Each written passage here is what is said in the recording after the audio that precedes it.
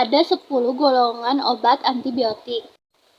Yang pertama, ada golongan antibiotik terasiklin dengan contoh obat antibiotiknya terasiklin dan dosisiklin dengan spektrum gramnya gram positif atau negatif dengan mekanisme aksinya yaitu untuk menghambat sintesis protein, sedangkan untuk indikasinya untuk bronkitis kronis dan penyakit menular seksual. Yang kedua ada aminoglikosida dengan contoh obat antibiotiknya neomisin dan gentamisin. Spektrum gramnya gram negatif. Untuk mekanisme aksinya menghambat sintesis protein dan indikasinya untuk infeksi saluran cerna dan endokarditis. Yang ketiga ada makrolida dengan contoh antibiotiknya ada linkosamid dengan contoh antibiotiknya eritromisin dan azitromisin dengan spektrum gramnya gram positif. Mekanisme aksinya menghambat sintesis protein dan indikasinya untuk infeksi saluran pernapasan, pneumonia, dan penyakit menular seksual.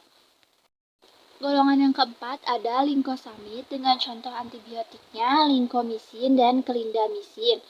Dengan spektrum gramnya gram positif, mekanisme aksinya yaitu untuk menghambat sintesis protein dengan indikasi infeksi saluran pernafasan, kulit, dan tulang. Yang kelima ada golongan penisilin dengan contoh antibiotiknya obat amoksilin dan ampicillin dengan spektrum gramnya gram positif atau negatif dengan mekanisme aksinya menghambat sintesis dinding sel dengan indikasi infeksi saluran pernapasan, infeksi saluran kemih, dan penyakit menular seksual. Golongan keenam ada obat cefalosporin dengan contoh antibiotiknya cefalroxil dan cefixim dengan spektrum gramnya gram positif atau negatif dengan mekanisme aksi menghambat sintesis dinding sel dan indikasi infeksi saluran pernapasan, kulit, infeksi saluran kemih. Yang ketujuh ada golongan sulfanamid dengan contoh obat antibiotiknya sulfasalazin dan sulfamethoxsal dengan spektrum gramnya gram positif atau negatif dengan mekanisme aksi menghambat sintesis asam folat. Untuk indikasinya infeksi saluran kemih, luka bakar, mata, dan toksoplasmosis. Yang kedelapan ada golongan carbapenem dengan contoh antibiotiknya imipenem dan meropenem dengan spektrum gramnya gram positif atau negatif dan mekanisme aksinya menghambat sintesis dinding sel. Untuk indikasinya infeksi saluran cerna dan infeksi saluran kemih.